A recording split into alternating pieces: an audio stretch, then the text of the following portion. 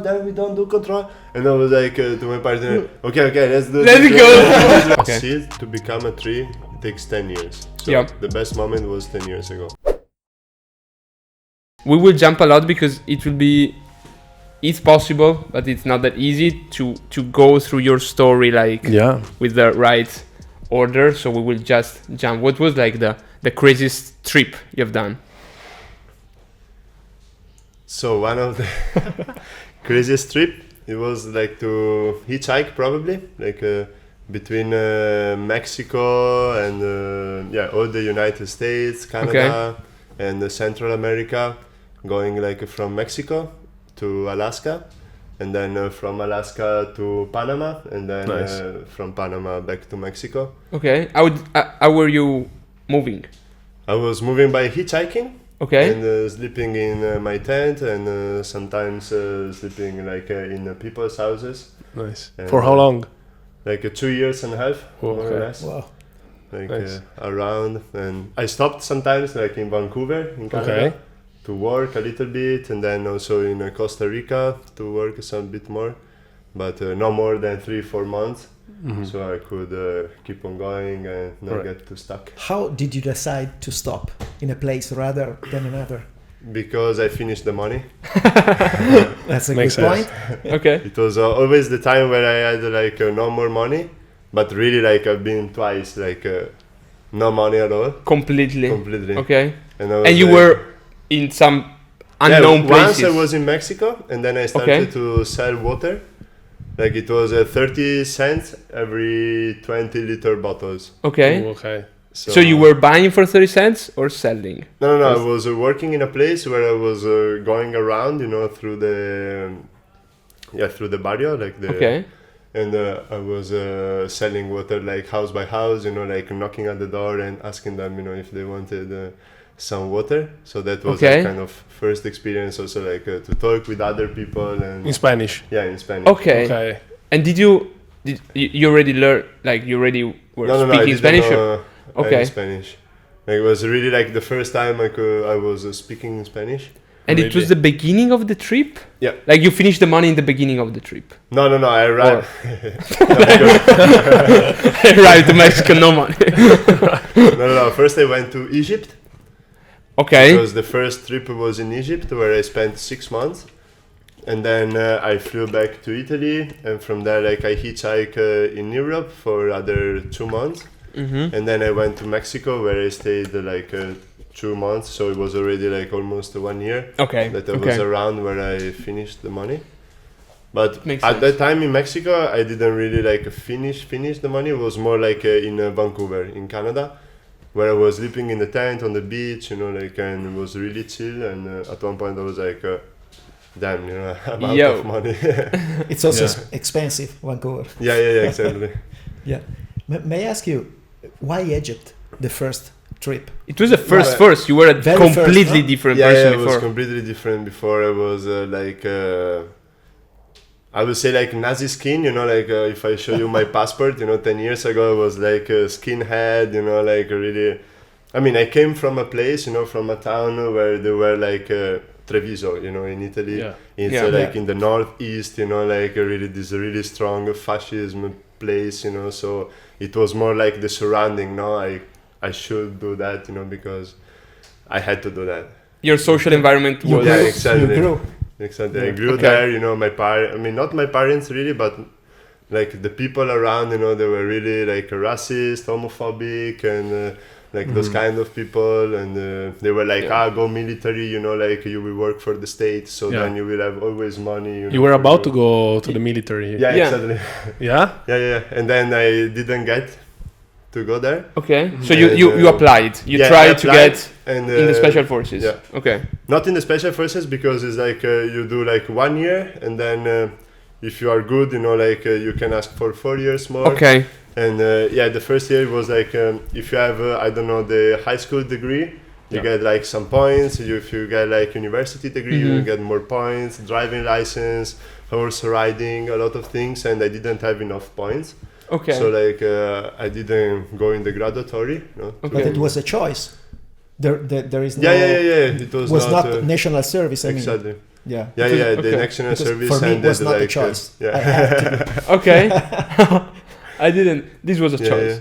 It was a choice. I think it ended around like in the 2000 more or less, 2001 probably. Yeah, around. Yeah. Like I chose from that, because like I didn't want to stay, in Italy. Yeah. I wanted also to travel, so I thought like, okay, maybe the military, is a good way to go outside Italy, have like money, and they don't spend money, especially because when you're out with them, you don't spend money. And it was a career, it was like a fixed career, everybody was like, you will do like your job for the state and everything. And then, I end up not going there, and I was like, okay, let's go anyway somewhere else, let's travel. And I had a friend of mine who was in Egypt, and I was like, man, it's full of hot chicks here. It's so nice. A lot of Russians.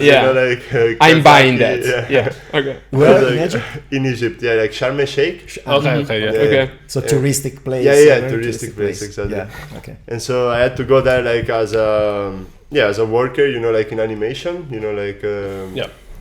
entertainment, stuff like that. But then my friend did kind of a whistleblower, he said I was really, energetic. I would have done, a lot of noise in there. And the manager at one point said, okay, you cannot go there anymore, you are out of this. And I was like, why? What happened, Okay. Then I realized this thing. What happened? It happened that I couldn't go there anymore because there was this... this air of who is coming, no? Okay. But I had the ticket. I already bought it myself, and so I was like, okay, I go anyway. Yeah. And you went, and you started from there your journey, or? Yeah. It started from there, and at first, it's really funny, but I started to exchange money.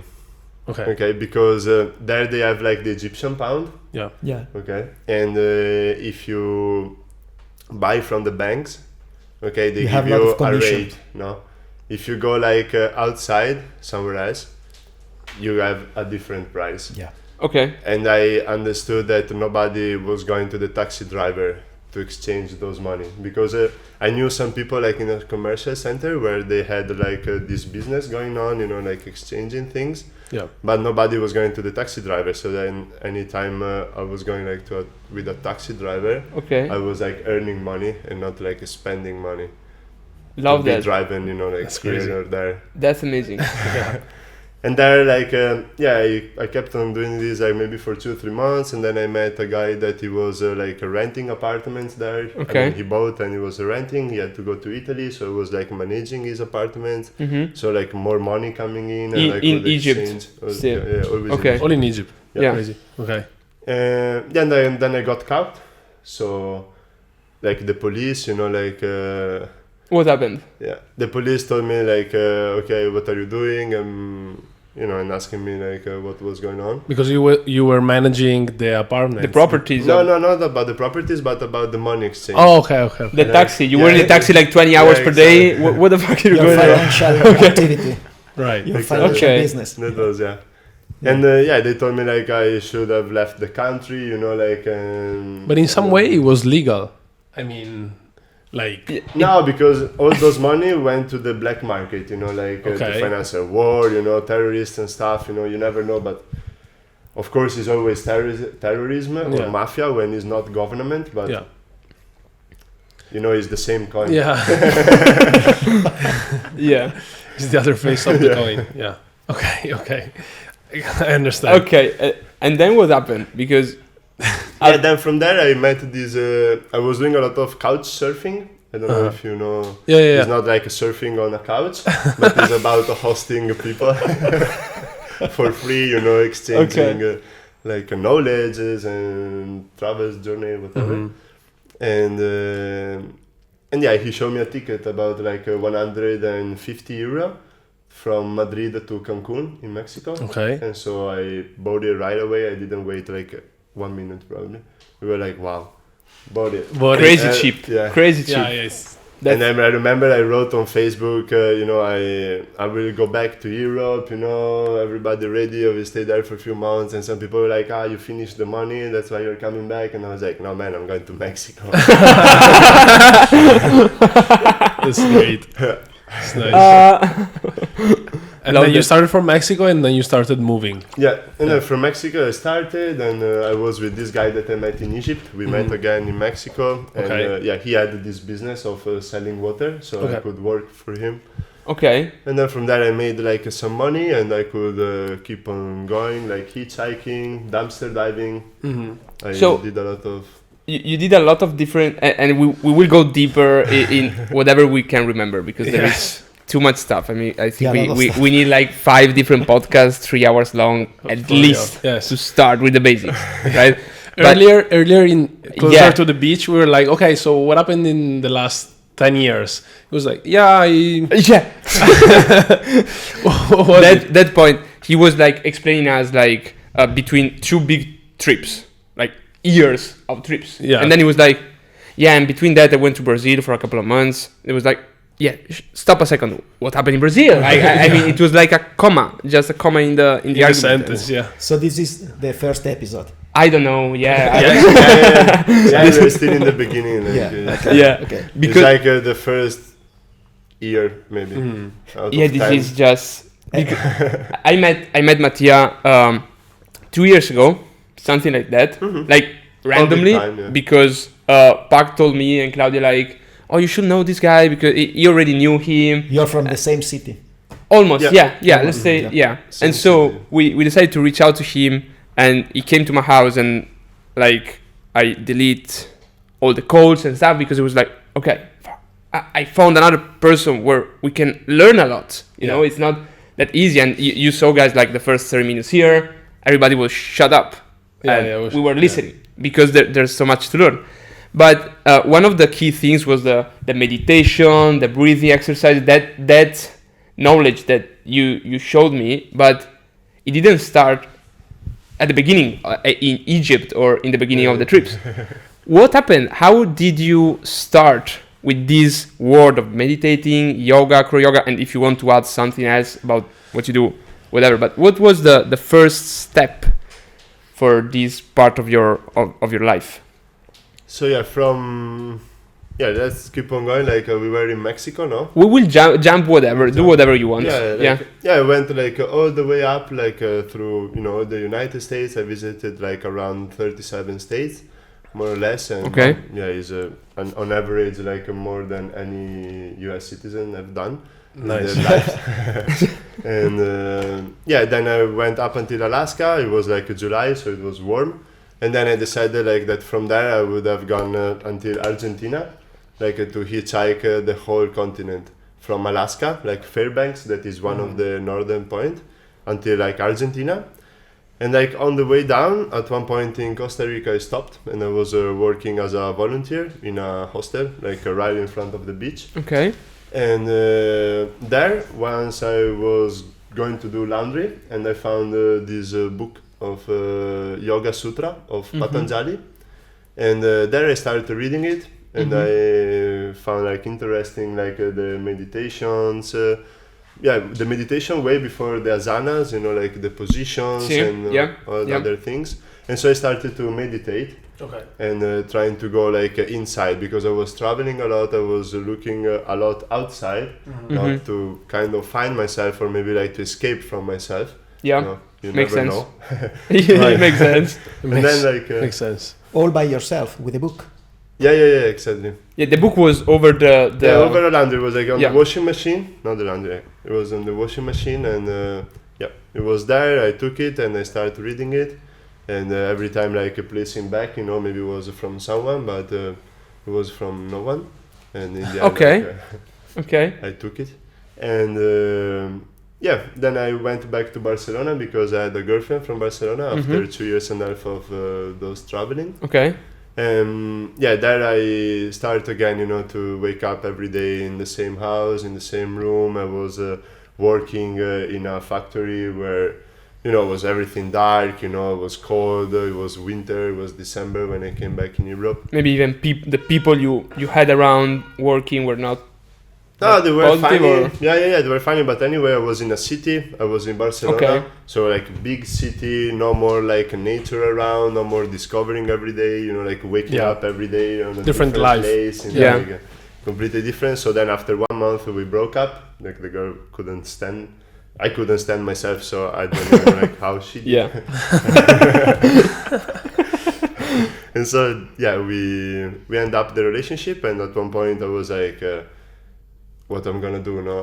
I will go back to Italy, like find a job, live with my parents again, like I don't know what to do now. And I was like, okay, in San Francisco, I was like, okay, there is this Airbnb thing, like maybe I can rent an apartment, like sublet. Like it was like 2012, 2013. It was like 10 years ago. Yeah, 10. Okay. 8 years. 8 years ago. Yeah. Okay. Yeah, because I left in 2013, and then after 2 years and a half. Actually, it was 2016, like in Barcelona, and I stayed there 1 year, and I started to do like this business with Airbnb. It was good. Like there were not so many like controls from government and like fiscal things. So your second business with real estate, because the first one was in Egypt. Exactly. But that was more managing. Not having it. Okay. And at this point, like I was having it, I was administrating, and I was more responsibilities. Yeah. Okay. Nice. Okay. He's kind of real estate investor.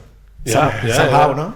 I was so scared, like even though they were like 4,000 euro, no, to rent apartment, like all the months, and like the fiancé and the real estate money and whatever. I was like, wow, I saw a lot of money, like coming, like traveling almost moneyless, from having like those money all in one business. Yeah. First time doing business also, Sure. like it was like how did you feel? a real thing. I was like really nervous, but then like I remember as soon as I got the apartment, I listed on Airbnb, and like in 2-3 days I had the full month book. Wow. And I was like, wow, amazing, this is gonna work, this is epic. And then I wanted like to rent also more apartments, and to get more apartments, but then I saw that I had enough money to live, because my thing is always like, I don't want to get too big, I don't want to get like a lot of money. I want like to live normally, like, and don't have to work for anybody. Just do whatever I want. Like every day I'm doing kind of different things, like discovering new places. And at this point in Barcelona, I had some money. I had a house. I could live without working for anybody. And so I started to do like yoga, more like Acroyoga. I started with the slacklining. What's Acroyoga for those listening who don't know? How do you define Acroyoga? So Acroyoga is and you can find something on your Instagram profile. You can find videos and pictures. And I believe we should put like some pictures to pop up here. Pop up. Boom. Do like this. Boom.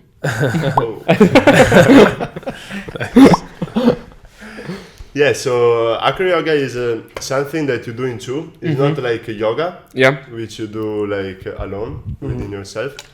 You do in two, so it's a really good way like to build up a trust with your partner, especially like if you do it with your partner. It's really good because there is a base that is the one that is stay on the bottom, and there is a flyer, the one who flies on top of the base. And so to be the flyer now, it means that you need to be really trustful now on that. 100%. Yeah.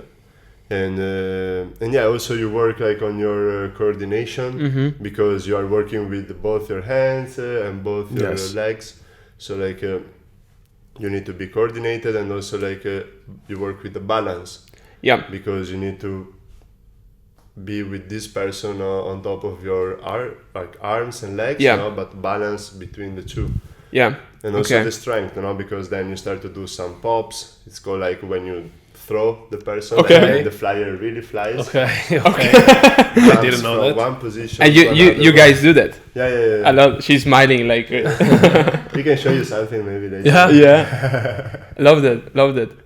And you teach this too, like in Tenerife. You're teaching these to people and students. We do retreats also with other people. Okay. Like we have a lot of customers from Germany, Really? Denmark, like Spain also. Nice. Okay. Yeah, we do like lessons in Spanish, in Italian, in English. Okay. We have like That's amazing. Like in a different farm people. or something like that? Well, it depends. Sometimes in some retreats, like places. Like, You don't have a fixed place. You no, I just In Tenerife, go there is around. one where you stay a lot. Yeah. I think. Yeah, we are living there. We do it like on our rooftop, which Mhm. has like a sea view. And Yeah. it's, I saw. really nice saw the place. pictures. Still have to come. And also sometimes we do it on the beach Mm. or in the parks. It depends like about the place and about the wind also, because sometimes you are on the beach but there is this 40 knot wind. And Right. It's not that easy to to play. If the flyer flies, it's Yeah, exactly. yeah. Okay. And how did you start, and how did you realize that you want to actually, not be maybe identified as an Italian subject. citizen, or Citizen. I don't know how to define it specifically, but how did you start that process? When that decision, we are jumping a lot, bro. Mhm. Like, Yeah, we will jump back in a couple of Okay. hours. I don't know. Okay, so the Because first I don't time know I- if it's together with the story, like traveling and then you went with that route, or if it happened in totally different times. No, it was like when I came back in Italy. Okay.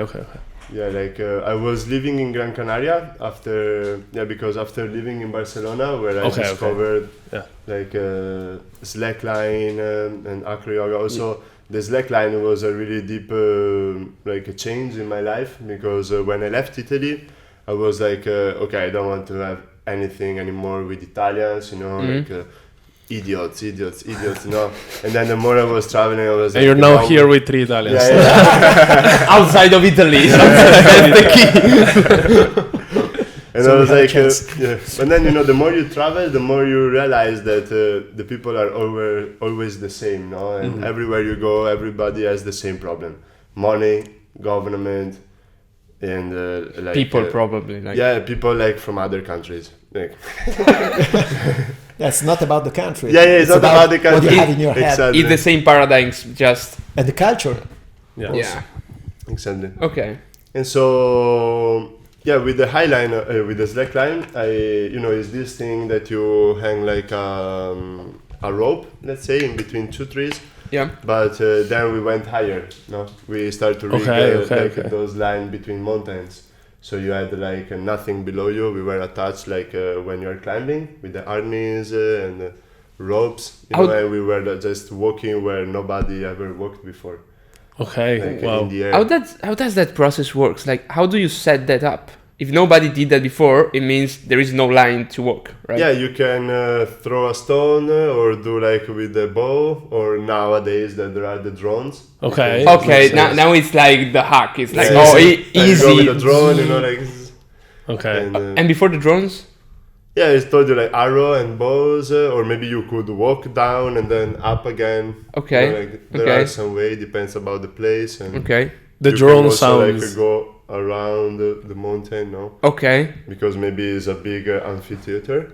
Okay. Okay, so then you walk all the way and then you rig the line. Mm-hmm. Okay. Yeah, maybe we can show now later. Absolutely. And you also do, I don't know how to call it, but not retreats, but maybe you also teach people how to do that, or it's just for fun? Yeah, in the park. Okay. Many There's once like a week more or less we do like those jams in the park where we teach aerial silk, where we teach slackline, acroyoga. Okay. And we Nice. set up everything. We have everything. I also do a lot of juggling with clubs, with balls, with stuff, with Nice. toys. Like Okay. so many things. I had so much free time. And you meet a lot of people. Also. Yeah. Especially from all over the world. So many people and so many different people. No, like. Maybe sometimes there are like travelers that they're like homeless now, but there can be also there is like an entrepreneur, like having a big business, or like maybe sometimes there is a lawyer or everything. Yeah, all the people, and that's also so nice about the the Slackline community, especially also the high line community, which is high, not line. Yeah. Because we go to the mountains, and so you have to walk a lot, maybe like, I don't know, 1-2 hours, like with all those backpacks, like 20-25 kilos. Wow. And you stay up there maybe 4 days, 1 week. You make fire, you sleep in. You don't. It's like the Brazil of before, like You don't only do the high line. You actually stay there for some time. Okay. Yeah, because like if you wanna go up, set up everything and then come down the same day, it's craziness because it takes like 3-4 hours. I mean, it depends about the place. Sometimes it takes 1 hour. Sometimes it takes like also 12 hours. Okay. Just to set up one line. Yeah. You don't. Yeah, you want to do that properly. Yeah. You want to make sure that how high in the midst of the mountain? How high were you? Like at the So highest? the highest that I've done was in the Marmolada, in Italy, which is like almost 3,000 meters high. So you had like 3,000 meters. I mean, the exposition is also more than 3,000 meters. You see like the whole north of Italy. Oh, okay. Like you see all the mountains and. So you can go higher in Tenerife, no? Yeah, higher than the volcano. What are you thinking about, and how do you prepare before going on the line? And how did it change between the first time you've done and now, if you do that like tomorrow? I don't know. So for me, it was like kind of not easy in the beginning, but I didn't have the fear of falling. Okay. From there, because I always wanted to do like bungee jumping or rope. It was a thing for you. So like for me, it was like, of course, when you are up on the line, you're like shaking a lot and there is something. You're a human. Yeah, exactly. It makes sense. But in the beginning it was really hard, but I didn't have this fear of falling. Okay. And then, like the more you try it, the more like I got stuck in my mind, like, we have already done it, it's like in a park. You got used. So I was like cheating my brain, no? Mm-hmm. And then also to other if like people. I am in the park and I'm like 30 centimeters, I'm not 3,000 meters. And also like thinking is way worse in the park. Because if you fall in a park and you put your ankle like in a bad way, that's you it makes sense. Ankle. In a high line, you fall, you're just falling like nowhere in the sky. Yeah, so like one of your videos came to my mind at this moment when I saw you like jumping and just smiling. Yeah. There is on your Instagram, I think. Okay. We've seen it. We've seen that yesterday or 2 days ago. Yes. I've shown them. Me. Okay, your stuff. Yeah. Okay. You were jumping with a smile. You're like, jumping down. Crazy. Right. But right. Do you believe in being part of a country in general, or not, or it's just about you? No, I feel like I'm part of kind of human being. Like I think we are all the same. I don't divide myself, into borders. Okay. That's for sure. Exactly. Right. Yeah. Know that. That's what we were mentioning earlier about this, that the people that hear this for the first time, they need to understand that there are certain boundaries that there are from society, and it's hard to understand certain things if you don't open your mind.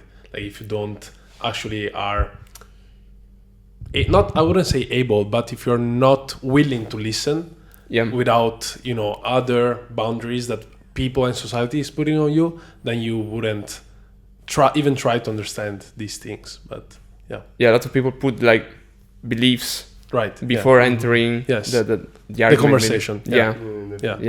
And I think the more you travel, the less you do that.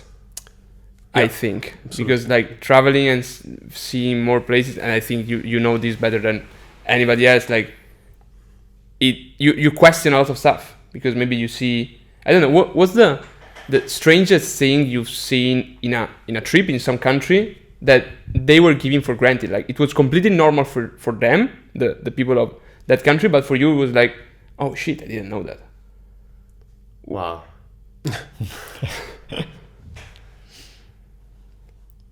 You need to think. I don't like the first thing that really came in my mind was like in the Arabic country, no? They never like clean their ass with the right hand. Okay, because it's the one that you shake with someone else, and they never thought about it, no? Oh shit! Right. So, this is like this is like I think one of the most wow, like, and when I realized that, I was like, wow, you know, I really need to take care, you know, like it makes sense, you know, like, completely. And then I makes changed, sense. no? Was it hard to change? You know, like, now I think I came back, you know, like. Sometimes, But you know, you also get this confused. thing, also this thing about the Arabic country, you know, like they say, you know, like you know, they are dirty, you know, like they are not, you know, they're not like third world, you know, like or whatever. But actually, you know, like they clean their feet, you know, every time they enter in a house or in a place, like they There is clean a their respect. feet. Okay, if you go to the bathroom, you know, like after taking a shit, they clean their ass. You know, like so many people in the Western world, they don't do that. They don't even have the bidet, you know. Right. Yes. When I found an apartment in Tenerife, the first thing was like they didn't have to have heating system. Heating system. Okay. Yeah, heating system, because it means that it was cold, and I don't want to live in a place where I have to where I have to pay heating. And the second thing was the bidet in the bathroom. I rent to Italian owners usually in Tenerife. It increases the possibility to get there. Yeah, exactly. This is quite Italian. Yeah. But it all started from the Arabic countries. Yes. Of course. I think Well, we are quite close, huh? Like as Italians. yeah. This is the only paradigm you kept from Italy, I think. The bidet. Yeah.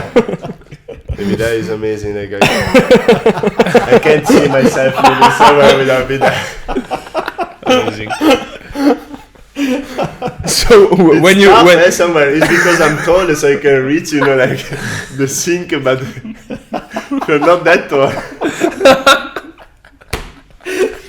do you bring a bidet with you? I have water bottle.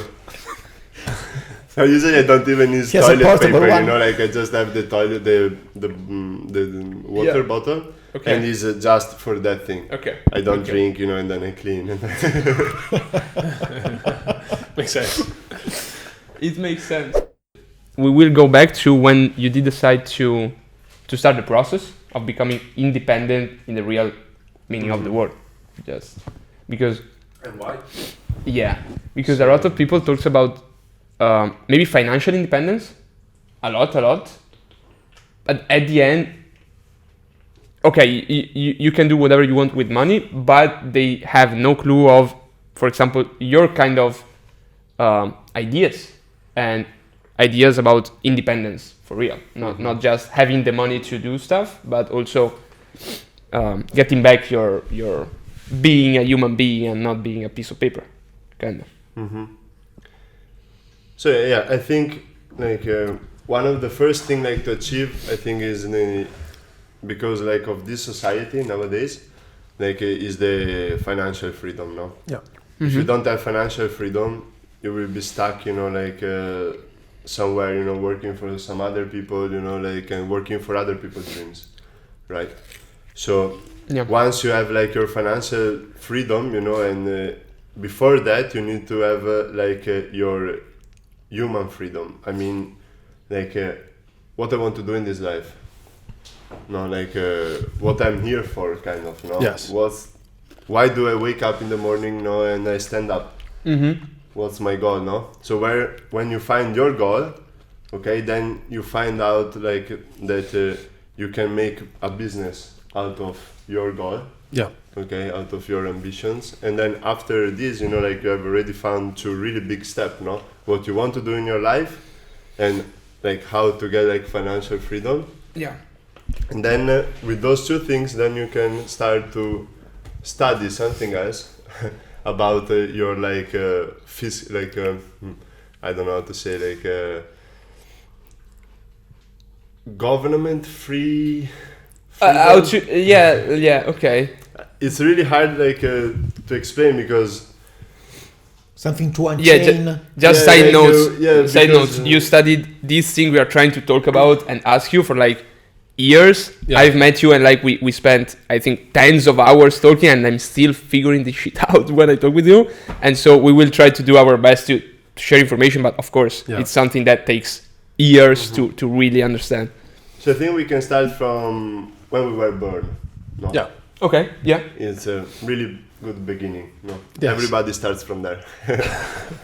So we were born, no? And what happened?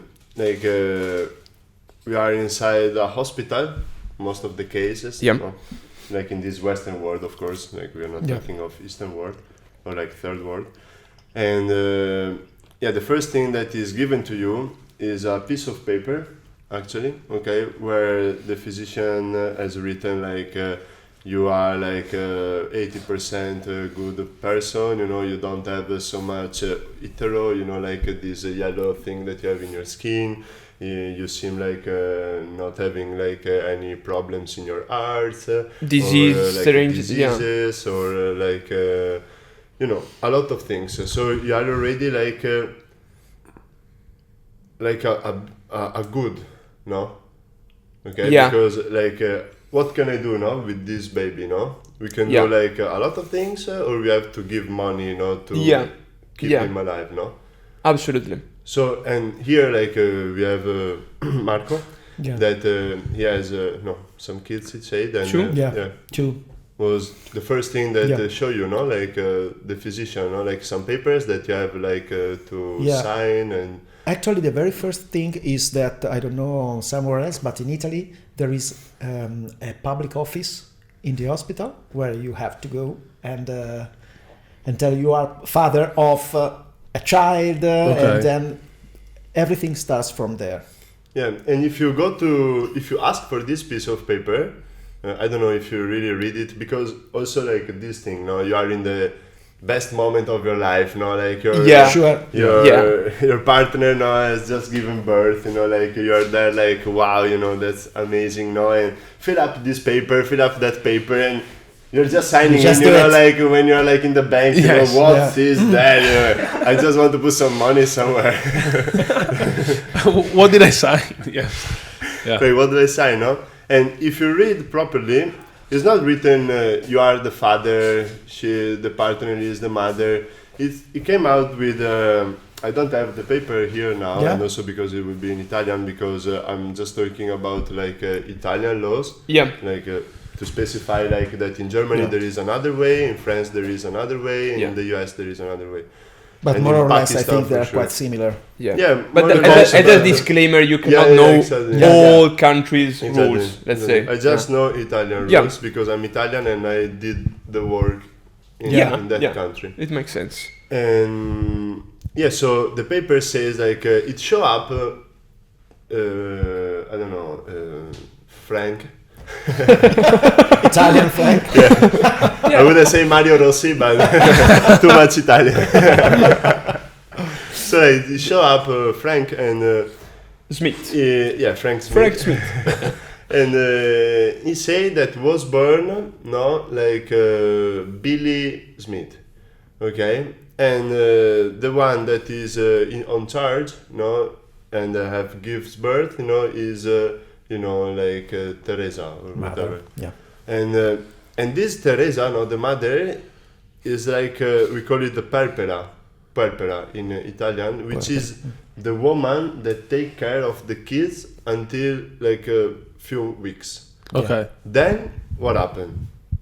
Then you need to go with this piece of paper in the civil office. Yeah, in the city office, like in the city hall, and you need to show, in the censument. I don't know. Yeah. You have to. See. Yeah, something like that. And you need to show up that your kid was born, and they give you like a fiscal code out of it. Yeah, okay. Like an you ID. Need to go with this paper of the physician, bring it to the city hall, show that the physician, has written a few things, and then there they give you like a paper where you can ask for a fiscal code. Okay. So okay. At this you moment, don't even have to ask. They send you at home. Yeah. In few days, you don't even have to ask. Okay, cool. So you see, like they come with this thing that you have just give birth. Yeah. And you have a fiscal code right away. So like it doesn't mean that you are a human being. It means that you are a good. A good for who? Like for the state. Yeah. It's like for the country. Yeah. It's like if you live into a Coca-Cola factory, okay, you give birth inside the Coca-Cola, and the Coca-Cola owner tells you, okay, look, if your kid worked for me the entire life, I will give him education, I will give him a place to live, I will give him like a document to travel great around services. Coca-Cola's factory. You know, I give him services, and as long as he works for me, he has all those things. If he jumps out of the factory, he's none. He cannot travel anymore, he cannot have social insurance anymore, he cannot have anything anymore. Why? Because if you go to a hospital and you want to get like cured somehow, you need to show a piece of paper. Yep. If you want to travel in an airplane, you have to show a piece of paper. You cannot go there and just say, I am Mattia. You know, who more than me knows who am I, right? Completely. Yes. So if I have to go somewhere and I always need to show a piece of paper, it means that I'm not a human being. I am a piece of paper for them. Yeah.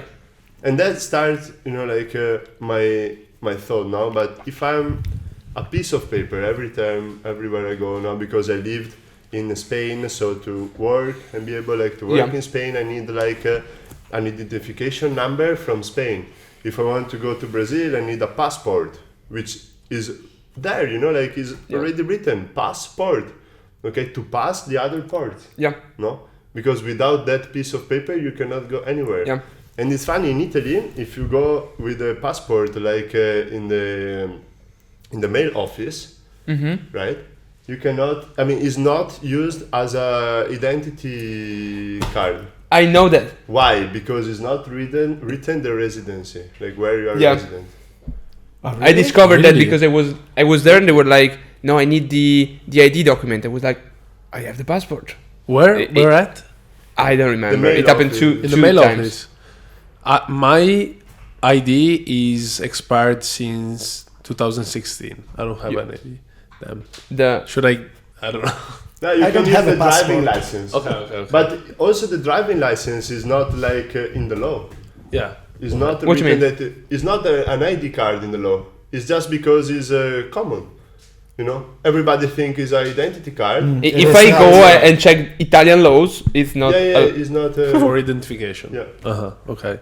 You cannot use it as identification, but because you know everybody think that is an identification ID. It's a common belief, and everybody are not questioning the belief. It's like euro or dollar. You know, like there is not like something behind the money. You know, they're just printing it. You know, like and having this economic thing.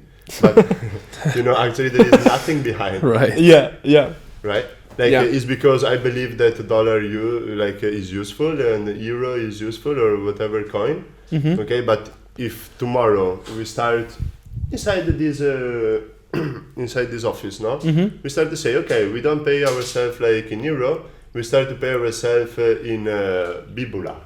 No? Yeah. Okay, and then we go to the coffee shop around here, and they say, oh yeah, I like your Bibula. You know, like let's start to pay with Bibula.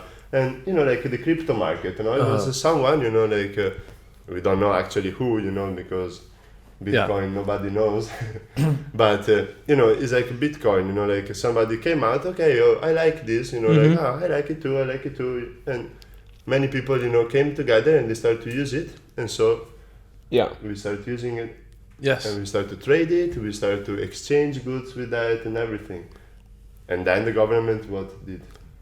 Regulation, right? Because it's not. Let me go. Let me try to control this. Yes. Wait a second. Yeah. I like Bibula as a name. I will keep that. If euro goes, I will save that name.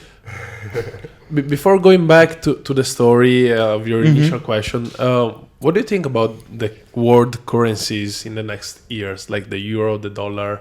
Because I know that you're also interested in cryptos. So, what is your view in that?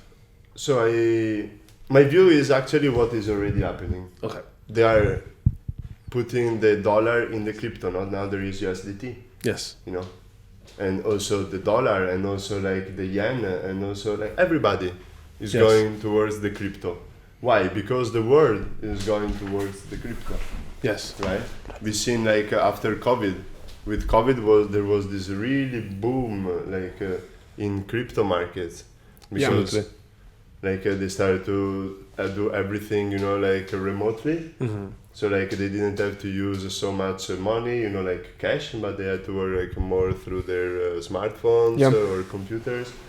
So you believe cryptos will be more popular and... Of course. Also like the football team, you know, now like there is like crypto.com in the football team, there is like in the Formula One, there is in the Grand Prix, there is everywhere like publicity of crypto. But do you believe that as usual the government will try to get on it and try to control it if they're already doing it? It's not decentralized anymore. I mean, there are of course, you know, some like, projects, some blockchain, you know, some projects that are still like Tron, you know, like others, you know, but like Bitcoin, you know, like Binance, you know, is completely regulated, you know, you cannot do anything. It's also like to sign up, you know, you need your identity card, you need... They closed my account. They texted me one day, I received an email and they said in 5 days we will close your account. They didn't say why. And you had to move your funds before this date. That's it. Wow. And they closed my Binance account. But that's cool, you know, because they... they warn you, know, they're gonna close your account to move your funds. Yes, at least if there was like in the hand of the government, it was like, okay, we take your fund, close your account. Wait, no, what just happened? That's great. That's funny though, because you know, we've talked with a lot of people inside this industry that still believe they are safe and they have the centralized money and stuff on Binance or stuff like that. It's full of people. It's crazy. So we were talking in the Zoom that like you already knew we cannot have a land over 500 meters because then papaya is not gonna grow and stuff like that. But now you have a person on the team that is like all the time you studied yoga, acroyoga, meditation, or international laws. This person was studying the nature, plants and stuff. This member of the team, right? That is focused only on that. Okay, exactly. That's a great. That's amazing because 1 year ago I was thinking of just renting a small land, not that huge, but a small land to actually grow our own vegetables and maybe some fruit. But I have no idea how.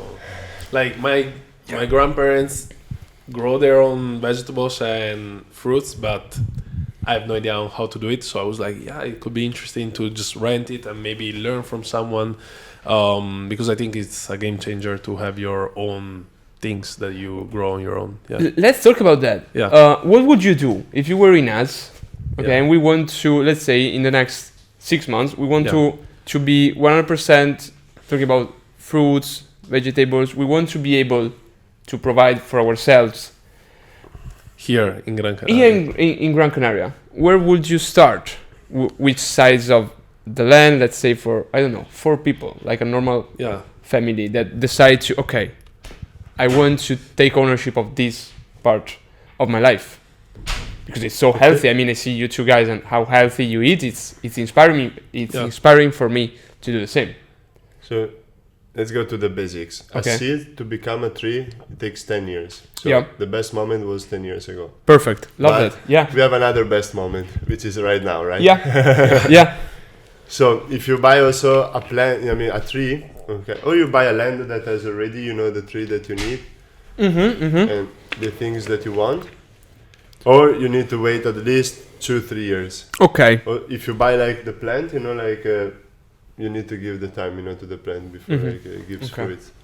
But you know, there are many other things that grows like in 2-3 months, like eggplants, zucchini, you know, like pumpkin, you know, tomatoes, and all other things. Now I have no idea, like you know, I'm not in the process, you know, like of defining like okay, you eat 3 tomatoes a day, you know. Like, sure. Of course. Like, you cannot really like get to this, but you need to see like what the land gives you. Okay. Because actually you can already do it, huh?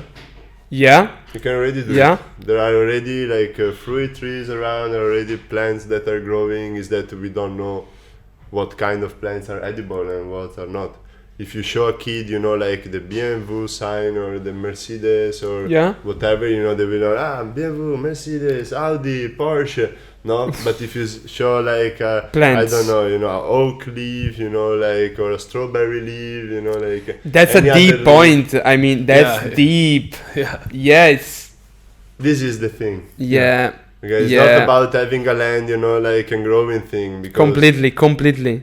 You know, like, completely. You need to know like what you can actually eat from. Now I connected this to the school thing because you know that like the fact of building schools in a different way is a big thing for me, and I was involved like a couple of days ago with a specific school in Mexico, so I'm starting to move my first steps in this thing, but connecting these amazing. Yes, the school is the most important also because the people from outside, you know, they will start like if you do an alternative school, who is gonna send their kids into alternative school? Alternative people, parents, right? Alternative parents usually have alternative friends. Absolutely, right? Absolutely. Okay. It's a net. Yeah. You start, you know, there are two things that will never last in this world: giving birth to new kids and the people who died, you know. Those two business, you know, like are always good. You know, I don't want to work with deaf people, so I will work with kids. It makes sense. Yeah. And all so the like respect. You start to do, of course, all the respect of the deaf people. And nowadays, like if you start to do like this kind of thing, there are a lot of people that like you guys want to be alternative. But how can I be alternative, no? Like I cannot buy like a big piece of land. I cannot put myself there, you know, like and growing my own food. I have many other things to do, and I don't know how to do it. So I will have to study how to do it, and then do it, you know. And you have to do it. Exactly, and you have to do it. But there are other people that already know how to do it, and they want to do it. And they are somewhere, you know, like in a, you know, any other business around, in a bar, in a restaurant, or whatever, you know, like. Serving other people, you know, and not doing what they love. Just because they need to earn some money, you know, like to rent an apartment, to have a roof above their head, to have food, you know, in their belly and whatever. And so like the thing for me is like to connect the people. That's why the community. That's why I think like if you want to do it in 3-4 people, okay, you can work, you know, like, but it will not be like you imagine.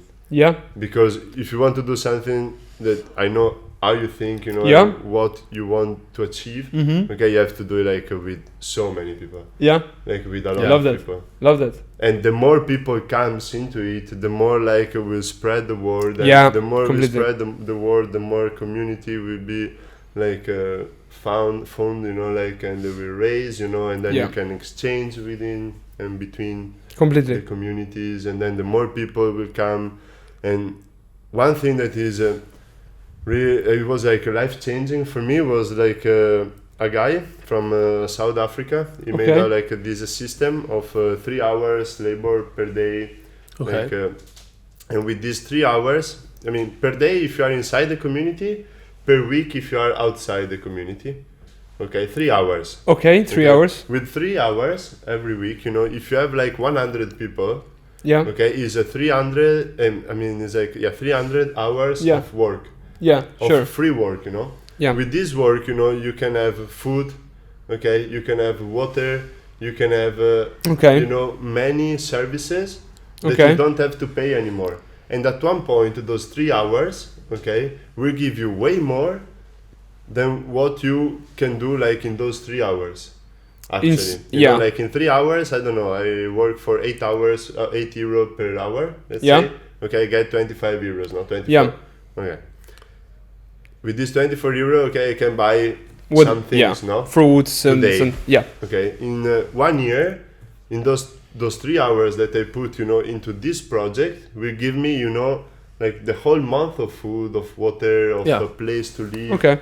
You know, like, why? Because everybody is working towards a project, you know, is working towards a center that is benefiting like all the people. It's not benefiting like the government and the other corporation and the other thing that then, you know, like as many like vertical, you know, like Completely. Yes. I don't know, like division of market. The different layers. Like horizontal. No? Yeah. If you do it horizontal, everybody have the same, and some people say, but this is communist, like the other is capitalistic, like whatever. No, you can like do the two things together. You can do whatever you want. Yeah, because at one point, like the people from outside, they will be like, why should I go like to you, to buy the apples that you do it €2, no? Yeah. When I can go to your community that we can give like 50 cents this apple because of these 3 hours. Sure. That everybody's win-win for everybody. Exactly. And then at one point, you will grow so much also because now who detain like the labor like power, let's say. No, there is one person, okay, and he has like a farm. Okay, and this one is gaining the 90% and the people who work for him get the 10%. This is just an example, no? Sure. Okay. In the other way, like all the people, like will gain the 100%. Yeah. And of course you can divide it in the beginning, like if I am an investor, I don't want to put all my money there and then, I do it makes sense you get the money back. You divide it, no? Completely, like, you get like 30% to the investor, 30% for the people who are into the projects, and 30% to other things, that are to invest and expand the project, the people, projects that are not anymore like on the investor, but are on the people. Yeah. And I've done like really many maps, like how I do maps. Yeah, I know that. Yeah. Every book I read, I do maps. Like everything I think, I do maps. Like and the books of maps. Yeah. Like books of books and thoughts and. Me too. I understand completely. Connect the points. Yeah, exactly. Yeah. Because for me, like my brain is like the neural system. The neural system, there is the cell with the axon, with the axe, like, and is connected to other cell, like, and everything is interconnected. And in the beginning, I was like putting one thing here, one thing there, but they were random, no? Nowadays, I'm like, okay, I put this thing here, I connect with that. And sometimes it's crazy because sometimes I put one thing that goes against other, I don't know, 100 things that and no, absolutely. And I really believe in this. and you can believe in opposite things like that. I love that part. I love that part because you need to find like where to connect the wire. Yeah, like there even if they are opposite. Yeah, absolutely. Yes, and maybe it's just a decision to connect them. Exactly. The fact that you will be able to connect. And in that moment, like you have this click, this switch, because you connect something else and you're like, wow, like there is so much more, like in those two things that were like against, and then like when you find the connection, it's amazing. I love this. Yeah, we were discussing. Sorry, yesterday night I was like, let's see if Mattia talks about this specific thing. This one, because we always talk about this, and so love that. Do you think this is a scalable model, or do you think there is a limit of a number of people for the community? No, I think there is no limit. Even because you can open communities the closest island, and it will is the idea for what I feel about it, is the idea that is evolving and expanding. Look, El Hierro, the island, has around 13,000 people living there. Yeah. If you make a festival big enough, you have the whole island. Right? People talking. Yes. Not like people living there, like. You can make a festival about like 10,000 people, no, 50,000 people. Yeah, completely. Right? Yeah. Okay, so why we cannot make communities? Yes. Absolutely. At one point, if everybody who is involved in the project have the same thought, like they cannot do anything anymore. Yeah, but everybody needs to do its part. Yeah, of course. Or you pay because you stay in the layer of the income. So you go there and you don't do the part, but you pay for the services, the roof. Of course. I mean, there is also that possibility to join maybe the community first as a tourist. And then enjoy that, and then be like, okay, I want to work here. I want to provide value and stuff like that. Amazing. Yeah, also because I think like at one point, I mean, you will get so much more out of this that you're like, I want to get into that. I don't want to stay with my job anymore. If I can do the same job, like in a place where I even get more, maybe you don't get more like in piece of papers with a number wrote on it, you know, but you have like friends, you know, that will support you, you know, like psychologically, like mentally, like with the body. Maybe you know, the like difference is that you choose to be part of that community, but normally you don't choose to be part of your town, of your city. Yeah, you have to. This is the difference between the two paradigms. It's a new belief. Yes. I mean, for somebody maybe listening now, you choose to be what you want to be. Yeah. Where you want to live and how do you want to live, I think. And it was a process. I mean, it was not like it didn't happen, boom, Costa Rica and then in 2 days. But I think it's a process, and it's fascinating because a lot of people now are maybe watching the podcast and be like, imagine like 9-to-5 jobs since 20 years ago, never went out the country and stuff like that, and they're listening like, bro, what the fuck is that? What's going on here? Yeah, and I suggest to do this because I suggest people to watch this like 3-4 times. Yeah. Even me, I will watch this podcast again as we always do. But I suggest this because there is so many new ideas to question. Because we're not saying you're right. I'm not saying I'm right. We're just questioning stuff.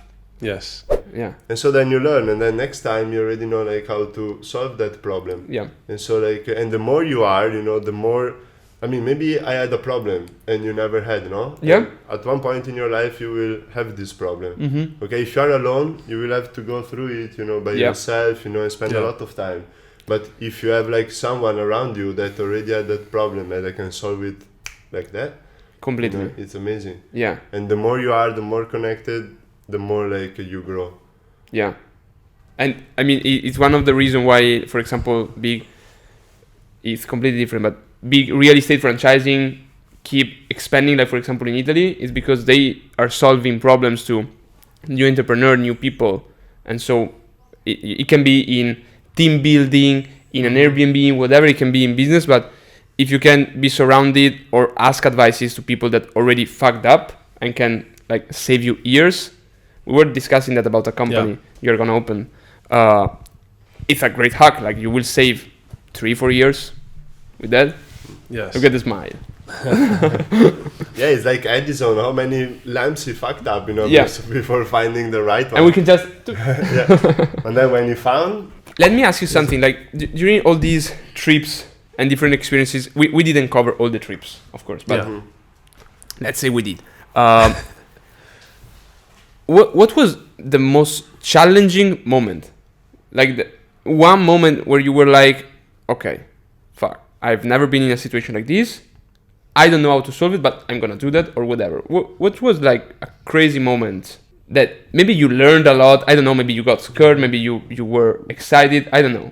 One crazy moment where you were like, never done in this situation before. I don't know what to do. An experience after another experience, you know, like when you are on the road, you know, like, and you never know where you are going actually, you know, because you don't know who is gonna pick you up. Of course, you have some ideas, you know, like, but you don't know actually what's gonna happen.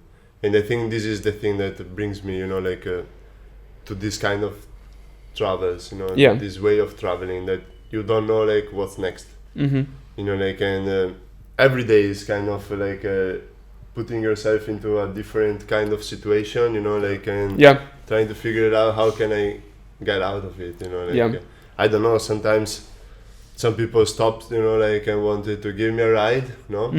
And I don't know, I didn't feel, you know, like, because at one point, you know, you start to feel, you know, like, the people, you know, like, it's not hard to explain, but it's like a you know before you talk to them. And I don't know, like, I don't know, I think like the worst times were maybe when I was alone, you know, like on I don't know, in the middle of nowhere, you know, like maybe having like being homesick, you know, like wanting like, I don't know, some friends around, some people that you know, maybe your family, you know, your parents, and maybe you are sick also. I remember this time like in Colorado, I was like below like 13 degrees more or less, 13, 15 degrees, you know, and I was outside, I was sleeping in my tent. I really had a good sleeping bag, but I was like really like sick. And it was really like, wow, I want to be home now. But I had to figure it out, you know. Yeah. You know? So like I started to contact people, you know, like through couch surfing, through Facebook, you know, friends of friends. So like, and I managed to find this person that he drove like 1 hour to pick me up, you know, like in the middle of nowhere, you know, like to bring me home, like, and he had no clue who I was or whatever. And you know, it's amazing how like you need to get out of the situation, no? If you want to kind of stay alive, no, and you try to figure out a way. Sure. But or also, I don't know, inside the lake in Brazil, you know, like the lake in Brazil. I like that. Okay. The lake in Brazil, you know, like you are inside there, you know, like, and but this is the opposite, no? Like you think there is no problem, no? And you go all the way to the other side, and then you come back, and one person come there and say like, wow, you're so brave, you know, like it's full of, you know, like anacondas. Go with the entire story. Wait, you were in there. Full of what? Wait. You know, like so you were in Brazil. We were like in this lake, no? Okay. So like sometimes you put yourself in some situation that is just in your mind, no? Okay. Or sometimes you put yourself in situations that are just in the surrounding, but not in your mind. Okay.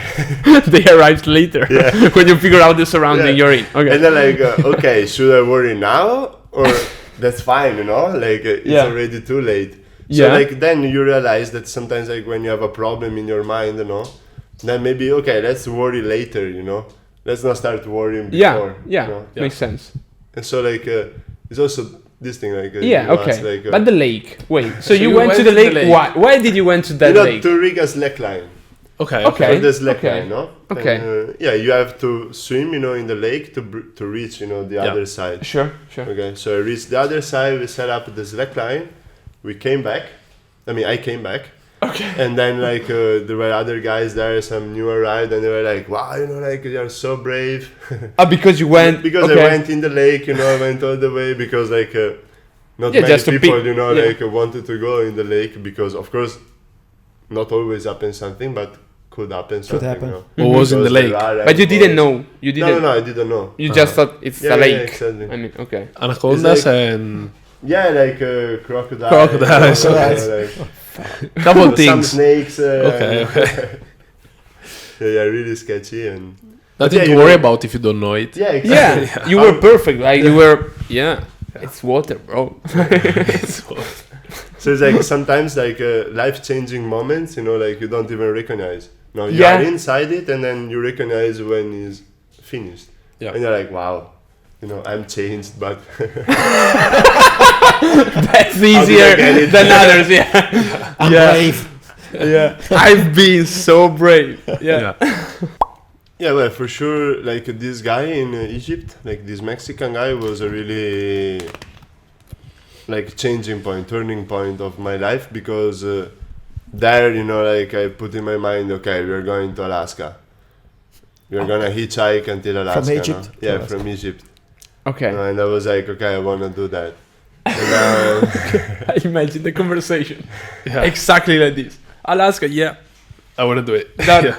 Okay. It's like I want to do like from Portugal to Japan, also hitchhiking at one point in my life. Okay. But, you know, I don't know, maybe I do it next year, maybe I do it when I will be 80, maybe I do it when I will be 180. Okay. Weren't you about to go on a boat? Yeah, also like I have this dream, you know, like to sail from Tenerife or Oh, really? Because I live there and go to Brazil or Central America. So to get to know how to really sail through the ocean and like get the experience. With a team or alone? No, with a team. Like with other people for sure. Like okay. being anything, you know, like just the sea watch. Okay. You know, but you know, like getting into the experience, you know, with the people that are experienced, and then you know, like after it maybe. In order to learn. Yeah. Okay. I think there are not a lot, but there are. No, there are a lot. Here in the. There are a lot that goes. Okay. Yeah. So you can join them and make the trip. Yeah, exactly. Yeah, exactly. Amazing. Sometimes you have to pay, you know, like for the expenses, and sometimes maybe you exchange, you know, maybe I don't know. You work cook, or you do something. You stay awake during the night to watch, you know, that everything is going fine. Okay. Or could be anything really. This would be the first experience with sailing, or you? No. I already have done some experience. I mean, like while doing the license. Okay. We've been sailing, and but I never done like a ocean. Like I never cross an Atlantic or the Pacific, and I would like to go into that kind of experience. Because in the Adriatic, like where I did the experience, like they call it like the big lagoon, because it's kind of a lagoon, Yeah. Okay. And when did you start? Like this dream, this idea of going from Tenerife to South or Central America. When did you add this idea? Well, it was already like an idea when I was first like going to Americas. Okay. Like so 8-9 years ago. Something? Yeah. Okay. Yeah, it was already like an idea, that we could go do the crossing, by boat. Okay. And then I found this really cheap flight, as I told you before, and I thought like, okay, we can do it another time. Sure, it makes sense. When I was in Gran Canaria when I was here in Gran Canaria living, I was also thinking to do it. But then, I went back to Italy, and then like the timing was different with other stuff to do also. Exactly. Okay. I got a lot into laws, and rights, and like why do we have rights So when you started studying like deeply laws and rights and all that side of your story, that new season, how much time were you investing in that? I'm curious. Like you've done a lot of stuff. A lot of different stuff. So when you find something new that is like, now I'm gonna become an expert and I'm gonna study for real this thing to grow, to learn. How do you manage that? Like you go 100% focus on that, or you start slowly implementing that during the day? Well, 100%. Like really less amount of time possible, as much information, but like all in once. Yeah, that's the best way. Then Kennedy was talking about that too. It's the best way to learn. Okay. It's like if I'm in the flow, I go like 100% into it.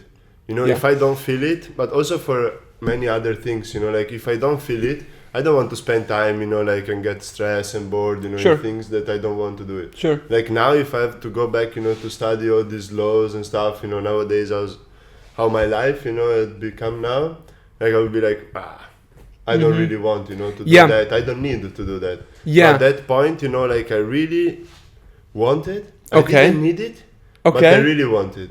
And then, like when COVID came, you were so grateful. I really needed it, Yeah, and so, absolutely. Like in that moment, like I even push it harder. I remember because we have met in COVID era, I think. Yeah, absolutely. I was coming to you, like completely. You could not move, you could not move. People could not move, but you were moving, right? A lot. Yeah, we could not move. I would move more than before. Yeah, exactly. And what happened when police was stopping you from that was the funny. car and stuff? Well, it stops many times. Many Every times, day. like they just let me go, like, and they understood, they didn't have any jurisdiction on me.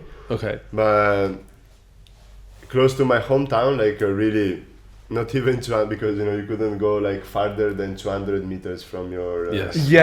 Yeah. And it was crazy, And not because the law, just because like that guy. that guy decided. There are provinces in Italy, like there are regions, like and then there is the state. Yeah. And so like in the regions there is like a kind of like a chief, like of the region. Yeah. And there was this guy who was like, no, you cannot go, like farther than 200 meters. And I was going for my yoga practice, and of course I don't want to do it at home. I want to do it in the forest, like, and I have a good place there close to the river. So I was biking, like close to the river, and the police saw me, and they were like, yo. Because you were almost the only one. Like we were like only a few people that were. Man, like, outside there, like I'm gonna get some food.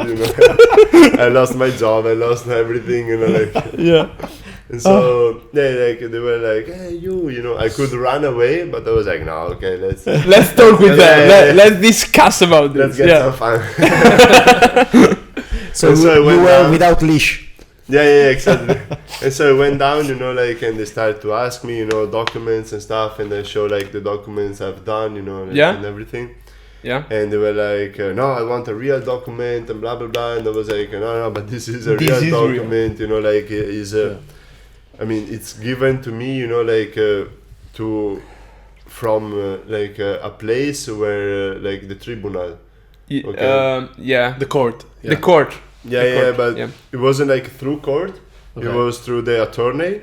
Okay. Like, and there are some laws, you know, like maybe we will go into details like another time. Mm-hmm. And so there is this stamp from the attorney, and I was like, man, this is the stamp from attorney, you know, like it's a really high, you know, as a position with the laws, you know, in Italy, and also in the rest of the world.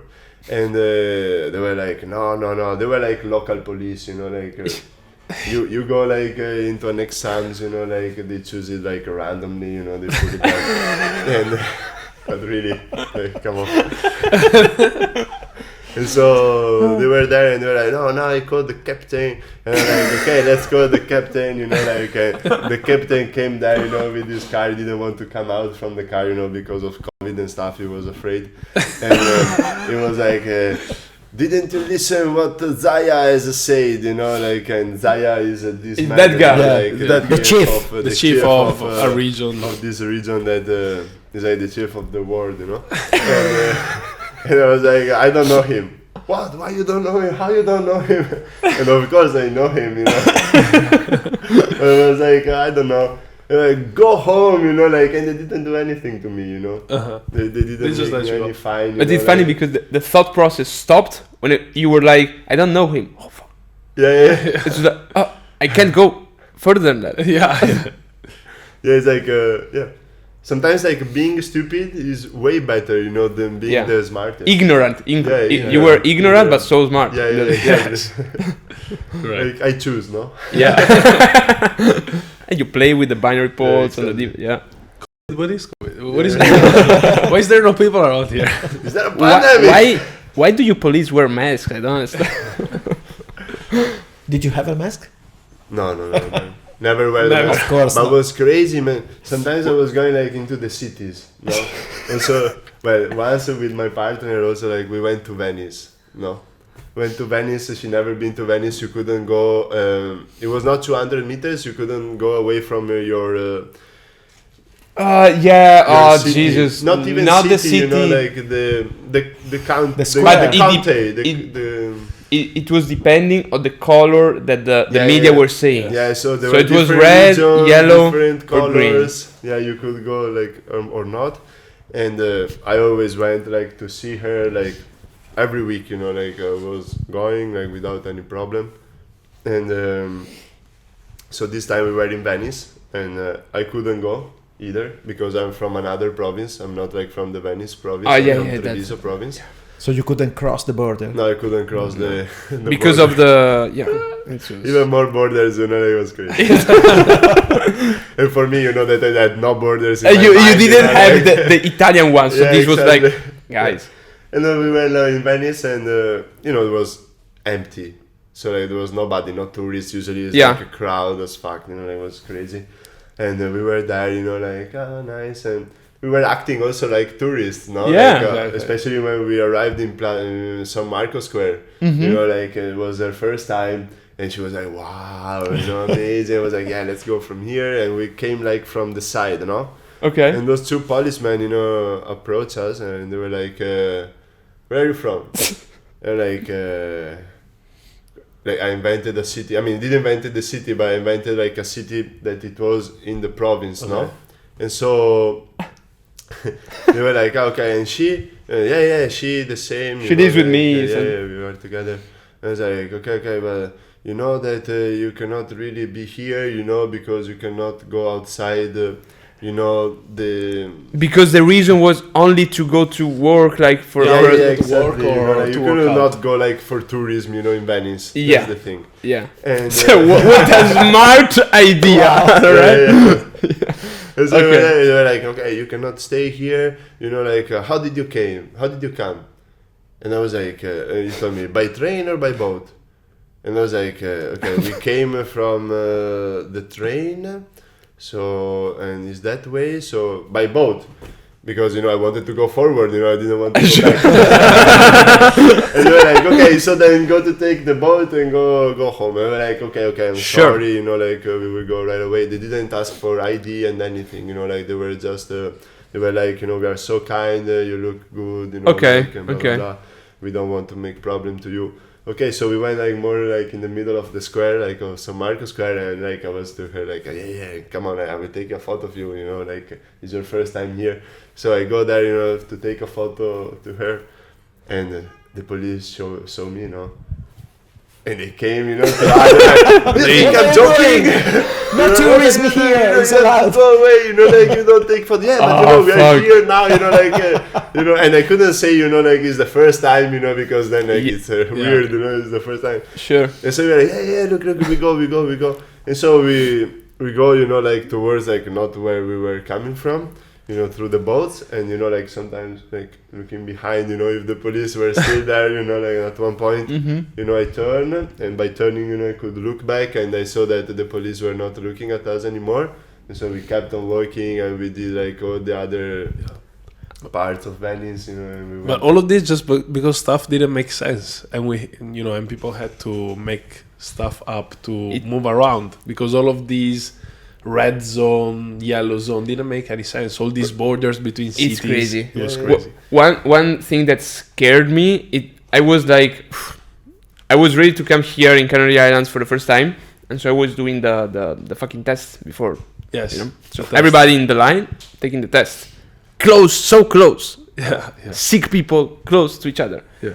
And I was just listening. I listen a lot to people because I train myself to listen to beliefs that people speak to themselves, right? And I was listening to a kid. It was like 7 or 8 years old, no more than that. And he was explaining colors to her mother. And he was explaining colors based on red, it means you cannot go out. Yellow, it means you kinda can. Green, it means it's okay. So, and we were talking about schools for kids. I was so, in that moment I was frustrated because I was like, fuck, that kid is growing up. Yes. That way. He thinks red is, you cannot go. I think red is fucking apple, you know, and green is the trees or whatever. And I remember I called him and I was like, bro. Yeah, I remember. Think about the most stupid people you know and you have met in the last couple of years. It was like, okay. Think about the fact that they didn't think about the red as a bad zone or shit like that. So think about the next generation, how fucked up can be if the education is that. I was so frustrated about that. And I wanted to connect it because I think colors will be amazing in your school. Yeah. We work through chakras, you know. So absolutely. Chakras. Yeah. But then another funny thing about like, you know, this situation, it was like the shot, no? That you had, you need the shot now to go around, right? So, and you had a code, no? That you had to show to people, right? To go around. So you were a code, right? And so like while going around, I never got the shot, never got the code, you know, like, and we were trying so much to get this, you know, like, to get the virus, you know, like, to go there and say, like, we got it, you know, like, to get the paper. Yeah, it was impossible, you know, immune system too strong, you know, like, boom, powerful, we were going anywhere, you know, it's so difficult, like, having people in the house, you know, with the virus, and like, eat, drink, eat, split on me, you know, like, do anything. And like nothing, impossible. And so, you know, like we were taking airplanes and stuff, you know, like we had to do something, no? Yeah. And all the time, you know, like it was crazy. I was, you know, you had to fill up these security things, you know, like a paper that was already given by the government, no? Yeah. Okay. And I remember once we were in Treviso, no, to come to Spain, like to Tenerife, because it was still COVID time, like we were in Tenerife, like living here. we choose also Tenerife because like it was really calm, Yeah. you know, you didn't have to wear mask and Yeah. all those things. Yeah. And or also have the code in Italy was so strict. Yeah. And yeah, we were there, and actually my partner got it, you know, like somehow. Yeah, she got the virus at one point, and I So wasn't she- able to. So she got the paper.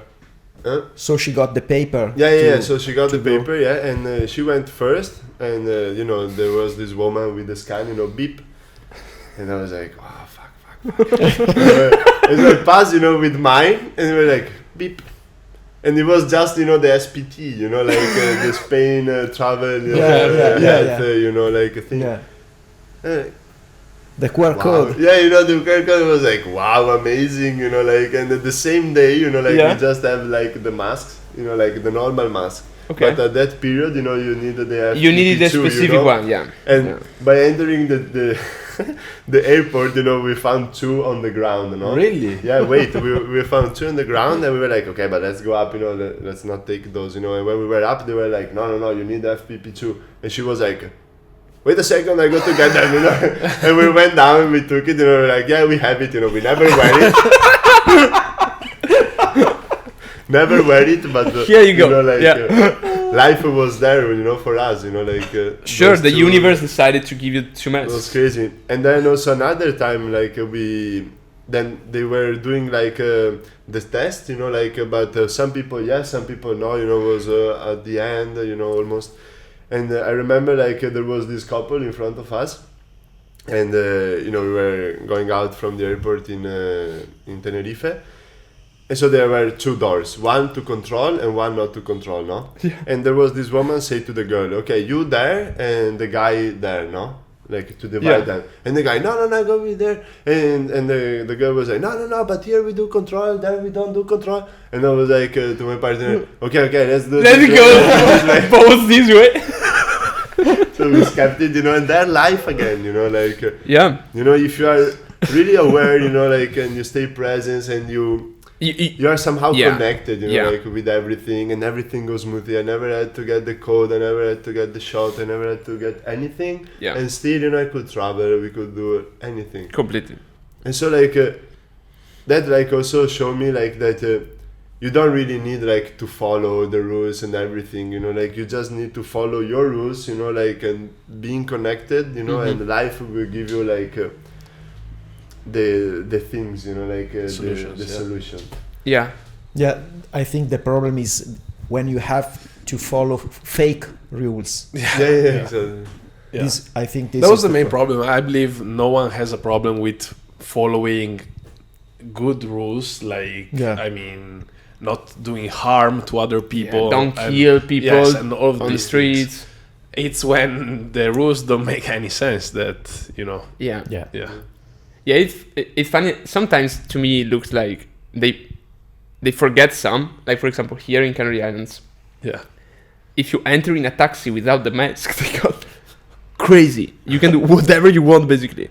But it's like they forgot to. Oh shit, the taxi thing. We didn't cross that on the list. And so in Italy too, you see, I went to do a medical thing to play basketball. I mean, you had to do the checkup once every year, and they still had like you have to wear the mask, and it was like, But everywhere else you don't have to. no, and it was like 20 meters away from the desk, and it was like, I don't have it.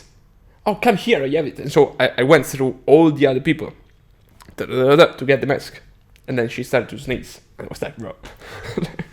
So end of story on that. Yeah. In this case, also passing through the cities, you know, like once I Yeah. was in Bologna, you know, I was walking, you know, without mask and anything, and there were everybody with a mask everywhere, and there were also policemen, you know, they saw me and they didn't say anything. You know, it was crazy, you know, and I was like, wow, you know, like this thing really works, you know, like, I really connected, it works, you know, like, because why they didn't come to me, you know? Yeah. And they really passed close by, you know, like, and I was so sure, you know, that I was doing the right thing, you know, not wearing a mask. Yeah. Like, and And I believe, also unfortunately, the world kind of divided between people that actually believed to a lot of things and other people that wanted to, you know, follow their own rules without following stupid rules based on nothing. But I believe that with time, people will get more close together. Yeah. Yeah. What do you think about this? I'm perceiving more people awakening. Yes. In some way. In the past years. Yeah, I mean, it's always balancing, no? Yeah. So the more people, will go like into rules, like more stubborn, the more people, will awake. Okay. And also the more you go into like, I don't know, like like a bad situation, then like the changing point is gonna be like really strong, right? Like because I don't know, I've seen like in my uncle, like my uncle was really like, you traveling all the time, not paying taxes, like and blah blah blah, you want to do this and that, you have to make family and stuff and follow the rules and blah blah blah. With the COVID, changed completely. You are the best. Tell me everything, like I want to be with you. I've met him. My son is so stupid, like getting shot and everything, like this cause, like tell me how you do it, like and everything. And I was like, wow, like I would never have thought, like he could change his mind. Like, never. So the more you are in the other side, the more you will go, to the other side, like if you are here, like okay, you balance, like and your life is kind of, but if you are really here, like and aggressively you put all yourself, in this thing, and you really believe it, like I don't care if I'm here, and I really believe in this, and you are here and you really believe in this, I still respect you. Because absolutely. Man, you are really believing in this, like and you put all your effort in it. Yeah. I don't like the people that today I'm here, today I'm there, like they just go with the flow, they feel around, they whatever they hear. They don't have they don't have their own belief system belief system. They just go, like today is telling me this thing, tomorrow is telling me the other thing. The news are saying this, tomorrow they're saying that. Yeah. So I prefer like the ones that are really convinced, because those people, for sure, at one point they will be with me. Yeah. Okay. I love that.